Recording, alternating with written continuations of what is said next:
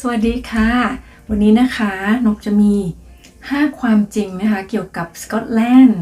ที่หลายๆคนนะคะไม่เคยรู้นะคะและถ้ารู้แล้วก็อาจจะอึ้งทึ่งไปเลยนะคะแม้กระทั่งคนที่นี่เองนะคะก็อาจจะไม่รู้ด้วยซ้ำนะคะว่า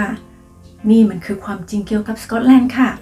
5ข้อวันนี้นะคะนกจะมาบอกกับทุกคนค่ะพร้อมไหมคะข้อแรกนะคะคุณรู้ไหมคะว่าสายการบินพาณิชย์นะคะที่มีเที่ยวบินที่สั้นที่สุดในโลกนะคะมันมีอยู่ที่สกอตแลนด์นี่เองค่ะเที่ยวบินนี้นะคะเป็นเที่ยวบินที่ตั้งแต่เริ่มต้นบินเลยนะคะตั้งแต่ take off จน landing เนี่ยใช้เวลาเพียงไม่เกิน47วินาทีนะคะ คิดดูสิคะ47วินาทีคือคุณไปถึงสถานที่ปลายทางแล้วอะและระยะทางในการบินนะคะระยะทางจากเริ่มต้นนะคะจนถึงปลายทางก็เพียงแค่ 1.7 ไมล์เท่านั้นนะหรือประมาณ 2.72 กิโลเมตรนั่นเองค่ะระยะทางเท่านี้จริงๆนะคะเราก็เดินได้นะคะ นี่คือความจริงข้อแรกนะคะคือสายการบินเชิงพาณิชย์ที่สั้นที่สุดในโลกอยู่ที่สกอตแลนด์นะคะข้อ2นะคะอันนี้ก็หลายๆคนก็รู้นะคะว่าวิสกี้เนี่ยเป็น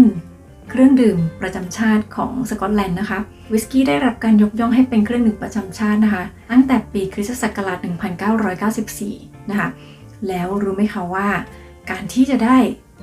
ฉลากนะคะขึ้นชื่อว่าสกอตช์วิสกี้เนี่ยคุณจะต้อง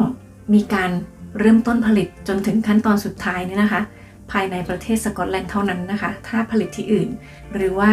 เริ่มต้นที่อื่นหรือว่าไปสิ้นสุดที่อื่นก็จะไม่มีโอกาสที่จะได้รับฉลากสกอตช์วิสกี้นะคะ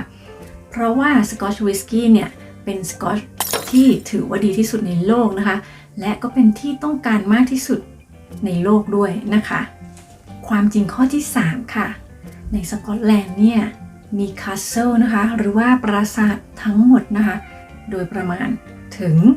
3,000 ปราสาทกันเลยทีเดียวค่ะเที่ยวให้ตายชาตินี้นะคะก็คงไปเที่ยวไม่หมดทุกคาสเซิลนะคะ เพราะฉะนั้นก็จะต้องเลือกคาสเซิลนะคะที่มีชื่อเสียงหรือว่าคาสเซิลที่น่าสนใจนะคะถ้ามาเที่ยวจริงๆนี่ค่าเข้าก็ไม่ถูกนะคะแต่ว่าก็คุ้มค่าที่ได้เยี่ยมชมนะคะหากมาเที่ยวแล้วมีโอกาสก็เลือกปราสาทนะคะที่คุณต้องการจะเที่ยวให้ดีๆนะคะเพราะมันมีเยอะมากนะคะ Oh my gosh ข้อ4นะคะคุณรู้ไหมคะว่าภูเขาที่สูงที่สุดในราชอาณาจักรหรือ UK นี้นะคะเป็นภูเขาที่อยู่ในประเทศสกอตแลนด์นะคะเรียกว่าเบนเนวิสค่ะลืมหรือยังคะว่าเบนคืออะไรภาษาสกอตนะคะแปลว่า mountain ค่ะ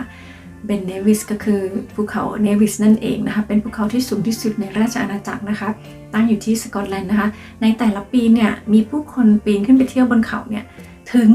100,000 คนเลยทีเดียวนะคะก็ทุกปีนะคะมีคนไปเที่ยวเยอะมากนะคะไม่ว่าจะเป็นฤดูไหนโดยเฉพาะฤดูซัมเมอร์นี่นะคะจะบีซี่นิดนึงนะคะนกอยากจะไปปีนมากเลยนะคะแต่ยังไม่มีโอกาสนะคะความจริงข้อที่5นะคะนกเคยได้พูดไปแล้วว่าน้ำดื่มที่นี่นะคะเราดื่มน้ำก๊อกนะคะน้ำประปาดื่มได้นะคะดื่มจากน้ำก๊อกแล้วก็เป็นน้ำที่สะอาดนะคะไม่มีสีไม่มีกลิ่นไม่มีรสเลยนะคะก็คือเหมือนดื่มน้ำจากขวดที่เราซื้อจากซูเปอร์มาร์เก็ตเลยแต่ความจริงคืออะไรนะคะความจริงก็คือในประเทศสกอตแลนด์นะคะบริการน้ำดื่มฟรีนะคะไม่มีค่าใช้จ่ายในการดื่มน้ำนะคะน้ำจากก๊อกน้ำที่เราใช้ทุกวันนี้นะคะเราไม่ต้องเสียค่าใช้จ่ายอะไรเลยนะคะอาจจะเป็นเพราะว่าที่สกอตแลนด์เป็นประเทศที่มีน้ำเยอะนะคะ มีทั้งทะเลสาบมีทั้งทะเลนะคะนี่เป็นเหตุผลนะคะที่ทำให้เรามีน้ำดื่มฟรีแล้วก็มีเป็นเหตุผลที่เรามีน้ำสะอาดๆเพื่อที่จะเป็นส่วนประกอบในการผลิตวิสกี้ด้วยนะคะก็ทำให้ประเทศสกอตแลนด์ได้ประโยชน์ตรงนี้นะคะเอาละค่ะนี่ก็เป็น5ความจริงนะคะที่นกมาบอกให้ทุกคนได้รู้กันนะคะตกใจไหมคะวันนี้จะเป็น5ข้อแรกนะคะเดี๋ยวคลิปต่อไปนะคะนกจะมาบอกอีก5ข้อความจริงของสกอตแลนด์นะคะวันนี้นกก็หวังว่าทุกคนจะว้าวกันนะคะว่านี่หรือคือความจริงของสกอตแลนด์นะคะแล้วมีใครคิดว่าความจริงข้อไหนที่ยังไม่เคยรู้บ้างคะแล้วก็มีความจริงข้อไหนที่คุณรู้กันแล้วบ้างคะช่วยยกมือนิดหนึ่งนะคะฝากคอมเมนต์พูดคุยกันไว้ได้นะคะอย่างไรแล้วนะคะก็พบกันคลิปหน้านะคะใน5ข้อความจริงต่อไปนะคะแล้วเจอกันค่ะอย่าลืมช่วยกดไลค์กดแชร์นะคะกด Subscribe กดกระดิ่งติดตามไว้ด้วยนะคะ จะได้ไม่พลาดคลิปพรุ่งนี้นะคะ วันนี้นกลาไปก่อนค่ะ สวัสดีค่ะ